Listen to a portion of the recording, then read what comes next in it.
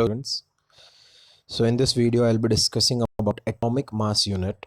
I got requests from many students that this particular concept, they're not very clear why this has been used, why we are not using gram for atoms and molecules, why do we use a different unit called AMU. So I'll be discussing and I'll keep the video as simple as possible. I'll tell you why do we use AMU, why it is important to use. Then I'll also explain you what is mole concept, why do we use mole. Okay, so we'll be understanding in easiest term possible. So I've made a video where I'm discussing, I'm relating your atoms with fruits so that you can understand basically what is happening. So we'll begin. So atoms are very small. That is information you are already having. Atoms are very small. In just space of 1 centimeter, you can see this term 1 0 0 0 0 0. I don't know how many zeros are there. So many atoms can be accommodated. इतने सारे atoms 1 centimetre में accommodate हो सकते हैं. मतलब atoms बहुत small है. And along with that, they are also very light in weight. They are very light in weight. बहुत हल्के होते हैं. For example, अगर आप 1 ग्राम of hydrogen देखो, अगर वन नॉट 1 ग्राम, अगर मैं 1 एटम ऑफ हाइड्रोजन लेता हूँ, 1 एटम ऑफ हाइड्रोजन, तो उसका मास कितना होता है? एक हाइड्रोजन का एटम जो अगर आप लोगे तो उसका मास होता है 1.67 into 10⁻⁻24 gram. Just to understand ये नंबर कितना छोटा है, आप ये देखो 0.000000, so about 23 to 24 zeros are there. 1673 grams. So mass of one hydrogen atom is this much. Is it easier to remember this number? Will be comfortable to remember this number? Obviously no. And also it won't be convenient. Also it won't be convenient to use such number in calculations every time. Okay, so what we do is we have derived a new unit called AMU. So what is the problem here? एक ग्राम में issue है क्योंकि when we are using in gram it is very small. तो we are trying to derive a new unit AMU जिसमें ये term learn करना easy हो जाए. अब मैं आपको बताऊंगा ये derive कैसे हुआ और किसके relative हुआ. So first I'll try to tell you what is the mass of different atoms. Like you can take oxygen. एक ऑक्सीजन एटम का मास कितना होता है? 2.656696 इंटू 10⁻⁻23. कार्बन का 1.9944 इंटू 10⁻⁻23. Hydrogen, nitrogen. सो ये सब बहुत वियर्ड नंबर है और इन नंबर को याद रखना बहुत मुश्किल है, कैलकुलेशन में यूज़ करना बहुत मुश्किल है. Right, it is difficult to remember such numbers and also use them for calculation purpose. So what we have done is we'll make a relative relation. Relative relation क्या होता है मैं अभी आपको समझाऊंगा कुछ एग्जाम्पल लेके. सपोज मेरे पास कुछ फ्रूट्स है, मेरे पास एक एप्पल है जिसका मास है 144 ग्राम. देन एक मैंगो है 156 ग्राम.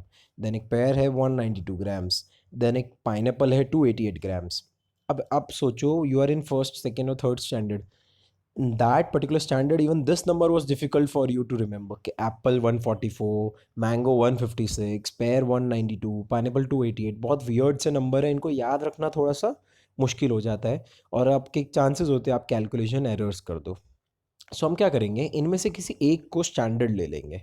ठीक है, हम किसी एक को स्टैंडर्ड ले लेंगे. जैसे चलो मैंने एप्पल को स्टैंडर्ड मान लिया, मैंने एप्पल को एक स्टैंडर्ड ले लिया. स्टैंडर्ड क्या होता है मैं अभी आपको एक्सप्लेन करूंगा कि एप्पल का जो वज़न है 144 ग्राम, उसको मैंने सपोज 12 यूनिट ले लिया.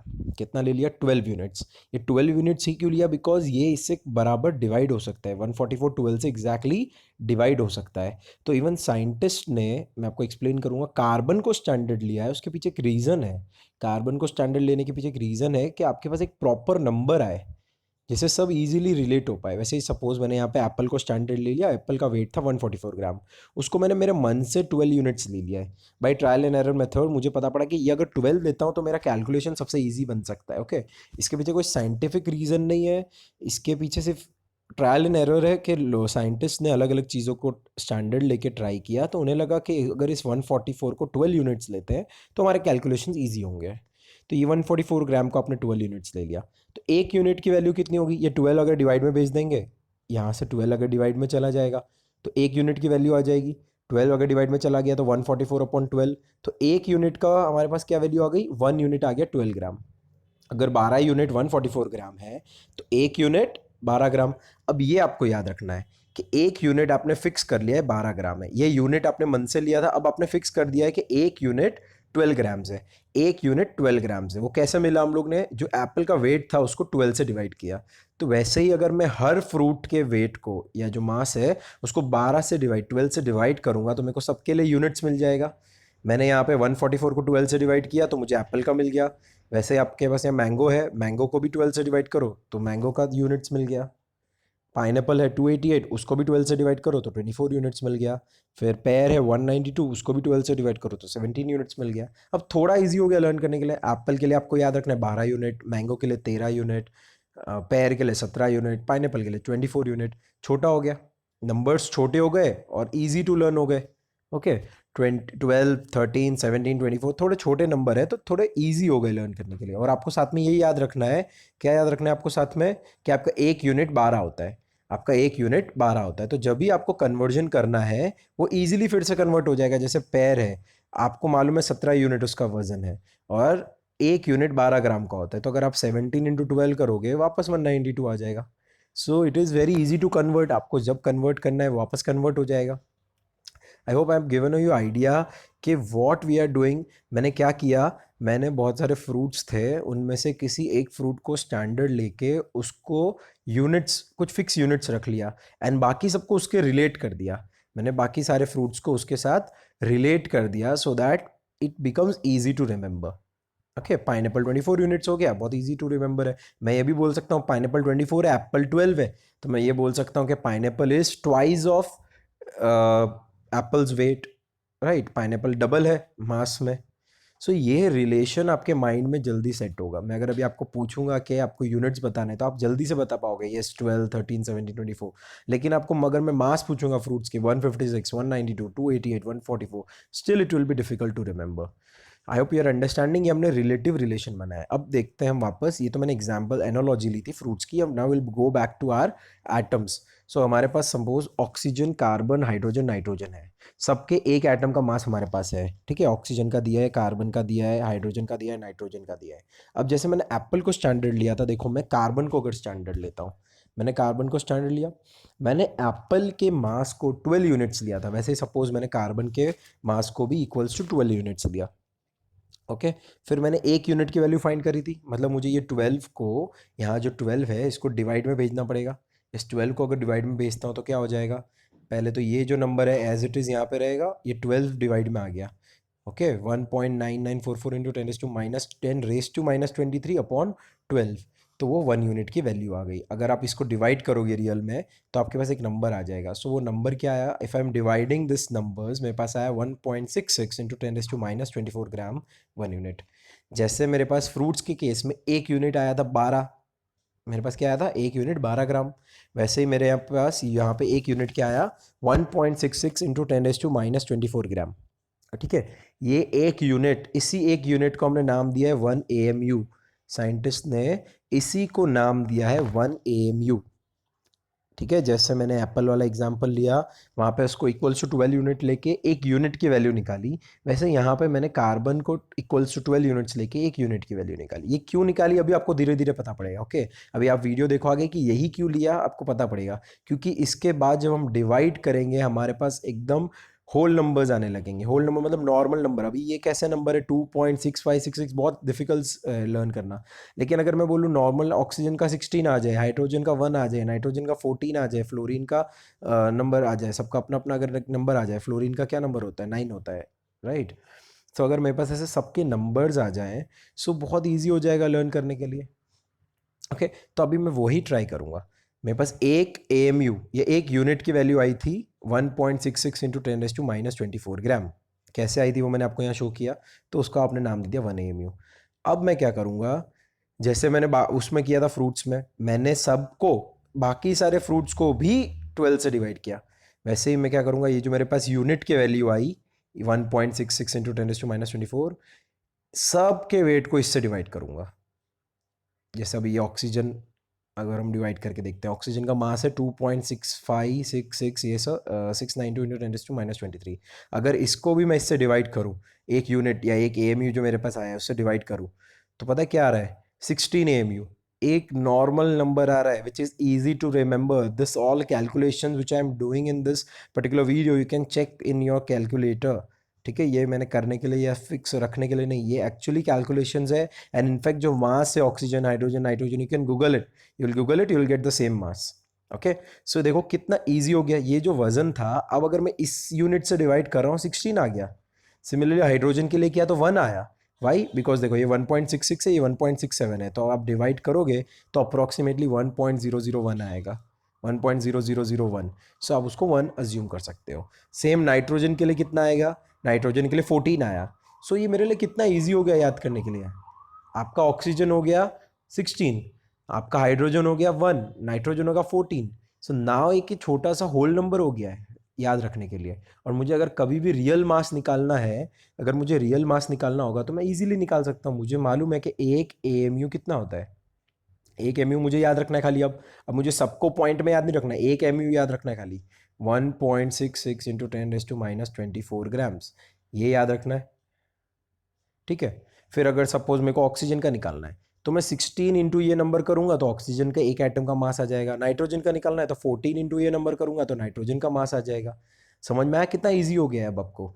आपको हाइड्रोजन का निकालना है तो 1 इंटू ये नंबर करो, कार्बन का निकालना है 12 इंटू एएमयू की वैल्यू करो, तो आपके पास एक एटम का मास आ जाएगा. आई होप यहाँ पे आपको एएमयू क्लियर हो गया है कि क्योंकि ग्राम में डिफिकल्ट था मास को याद रखना, हमने उनको एक रिलेटिव कंसेप्ट एएमयू में लेके आ गए, तो हमारे लिए इजी हो गया लर्न करने के लिए.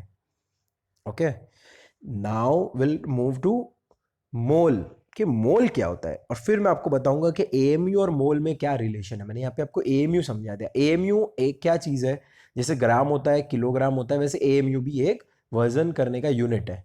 ठीक है, और उसके जो वैल्यूज है वो बहुत ईजी है लर्न करने के लिए फॉर एटम्स. अब हम समझेंगे मोल क्या होता है. देखो मोल कुछ नहीं है, आपको एक डजन पता है क्या होता है. मोल एक नंबर है, जैसे एक डजन होता है, mole is a number like dozen. Dozen आपको क्लियर है कि एक डजन 12 होता है. अब एक डजन वो कुछ भी चीज हो सकती है. एक डजन केले लेंगे तो 12 केले, एक डजन एप्पल लेंगे तो 12 एप्पल, एक डजन ऑरेंज लेंगे तो 12 orange. So it depends on the, it doesn't depends on the element you are taking. एक डजन 12 होता है, वो फिक्स है. वैसे ही एक मोल 6.02 इंटू 10⁻23 यूनिट्स मान लिया गया है.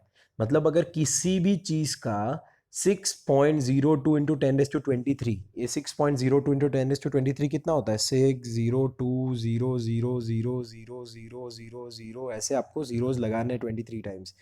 उतने सारे पार्टिकल्स अगर एक साथ, अब ये किसी भी चीज के पार्टिकल्स हो सकते हैं. अगर आपके पास इतने सारे एप्पल्स है तो आप बोलोगे मेरे पास 1 मोल एप्पल्स है. अगर आपके पास इतने सारे सपोज पेंसिल है तो आप बोलोगे मेरे पास 1 मोल पेंसिल है.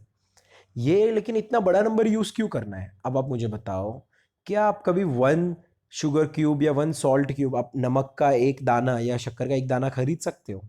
नहीं, क्योंकि उनकी साइज बहुत छोटी है. तो आप हमेशा लार्ज क्वांटिटी में इन चीज़ों को खरीदते हो, लार्ज क्वांटिटी में खरीदते हो. शॉपकीपर के लिए इजी होता है, आपके लिए एज अ कस्टमर इजी होता है उसके लिए पे करना. आप उसका एक दाने के लिए पे नहीं कर सकते हो. ठीक है, और 2-3 भी नहीं ले सकते हो, एक डजन भी नहीं ले सकते, 12 दाने भी नहीं ले सकते.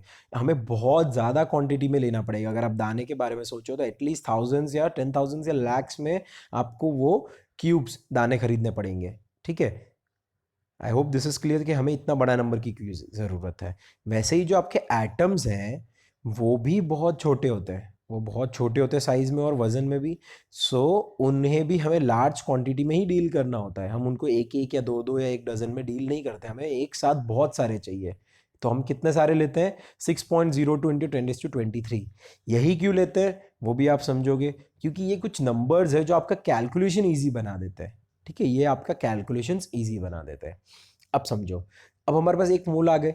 जैसे हम इसके पास जाते हैं शॉपकीपर के पास, तो हम एक एप्पल या समझ एक अंगूर नहीं खरीदते या एक केला नहीं खरीदते, हम एक डजन केले खरीदेंगे. वैसे ही नाउ विल बी बाइंग और will be calculating mass of 1 mole of atoms. 1 mole of atom का मतलब क्या होता है? एक एटम का मास आपको पता है. ठीक है, एक एटम का मास आपको पता है, मैंने बताया हाइड्रोजन कार्बन नाइट्रोजन ऑक्सीजन का बताया. अगर उनको मल्टीप्लाई कर दे नंबर ऑफ, कितने हम नंबर ले रहे, कितने ले रहे हैं? हम ले रहे हैं 1 मोल जितने. हम इतने सारे ऑक्सीजन लेंगे या इतने सारे हाइड्रोजन लेंगे, तो अगर एक हाइड्रोजन के मास को इसके साथ मल्टीप्लाई कर देंगे तो मुझे पता चल जाएगा कि इतने सारे हाइड्रोजन का मास कितना है। अब देखो मैं आपको वो समझाता हूँ। What will be mass of 1 mole of hydrogen atoms? 1 mole of hydrogen atom का मास होगा एक हाइड्रोजन एटम का मास इनटू 1 मोल। एक मोल में कितने एटम्स हैं? So mass of one atom into एक मोल में कितने एटम हैं? Mass of one hydrogen atom मैंने आपको पिछली स्लाइड्स पे भी बताया था 1.67355575 इंटू 10⁻⁴ ग्राम। और एक मोल में मैं कितने कंसिडर कर रहा हूँ? 6.02 इंटू 10⁻23। अब अगर आप इन दोनों नंबर को मल्टीप्लाई करते हो, you can do in this your calculator also and verify. 1 ग्राम आ गया। ओके 1 ग्राम आ जाता है अप्रॉक्सीमेटली 1 ग्राम। वापस इजी टू रिमेंबर है 1 ग्राम और 1 AMU। कितना इजी हो गया हाइड्रोजन का रिमेंबर करने के लिए। सिमिलरली अगर मैं ऑक्सीजन का करता हूँ, देखो ऑक्सीजन के लिए भी सेम, एक ऑक्सीजन एटम का मास और इनटू मोल नंबर तो फिक्स ही रखा है। तो एक ऑक्सीजन एटम का मास कितना था? 2.656696 इंटू 10⁻⁻23 और एक मोल की वैल्यू फिक्स है 6.02 इंटू 10⁻23। इनको मल्टीप्लाई किया तो अप्रॉक्सीमेटली 16 आ गया। वापस इजी टू रिमेंबर क्योंकि हमने एएमयू में ऑक्सीजन का कितना याद रखा था? 16 एएमयू। अब वजन में भी 16 ग्राम आ गया। सो इसलिए हम एक ऑक्सीजन एटम का मास क्यों याद रखें? हम डायरेक्ट एक मोल ऑक्सीजन का याद रखेंगे ना। एक मोल ऑक्सीजन आपके लिए क्लियर हो गया, वो 16 ग्राम होता है। एक अगर आप एक ऑक्सीजन लेते हो तो 16 एएमयू और एक मोल ऑक्सीजन लेते हो तो 16 ग्राम। कितना अच्छा कंसेप्ट बिठाया है साइंटिस्ट ने, कितना अच्छा इससे लर्न करने के लिए हो गया। आपके पास सेम नंबर लर्न रखना है, आपको सिर्फ ये ध्यान रखना है ऑक्सीजन 16 होता है, अगर अकेला है तो एएमयू, अगर एक मोल ऑक्सीजन है तो 16 ग्राम। वैसे आप नाइट्रोजन का कर लो 14 ग्राम आ जाएगा। सेम आप कार्बन के लिए कर लो 12 ग्राम आ जाएगा। ये एक्चुअल कैलकुलेशंस मैंने की, आप कैलकुलेटर में करके देख सकते हो। सारी वैल्यूज इंटरनेट पे अवेलेबल है, मेरी अपनी वैल्यूज नहीं है। अब ये टेबल देखो कितना इजी हो गया। एएमयू में अगर आप देख रहे हो, एएमयू बताता है एक एटम का मास, एक हाइड्रोजन, एक कार्बन, एक ऑक्सीजन, एक नाइट्रोजन। और अगर ग्राम में देखना है तो हम एक की बात नहीं करेंगे, हम बात करेंगे एक मोल की। एक मोल हाइड्रोजन अगर मैं एक साथ लेता हूँ, एक मोल कार्बन लेता हूँ, एक मोल ऑक्सीजन लेता हूँ, एक मोल नाइट्रोजन लेता हूँ, तो उनका इतना वजन आ रहा है 1 ग्राम, 12 ग्राम, 16 ग्राम, 14 ग्राम। अब इससे आपका कैलकुलेशन बहुत ईजी हो जाता है साइंटिस्ट के लिए। ठीक है। सो आई होप ये क्लियर है। अगर इस वीडियो में अगर आपको कोई कंफ्यूजन है प्लीज़ कॉन्टैक्ट मी। मैंने यहाँ पे एकदम रिलेटिव एक्सप्लेन किया है कि एएमयू हमने डिराइव किया है, ये आप अपने लाइफ में भी कर सकते हो। एएमयू के पीछे कोई साइंटिफिक कंसेप्ट नहीं है, वो रिलेटिव कंसेप्ट बनाया गया है, वो नेचुरल कंसेप्ट नहीं है। ये एएमयू इंसान ने बनाया है सो दैट उसके कैलकुलेशंस इजी बन जाए। I hope you understand. Oxygen hydrogen by nature है, लेकिन उनकी जो वैल्यूज याद रखने के लिए, इजी बनाने के लिए, it's a human developed method. वो आप भी डेवलप कर सकते हो अपना काम इजी करने के लिए। Okay, I hope the video was clear. If you any doubts please comment और text me, I will explain you the concept. Thank you.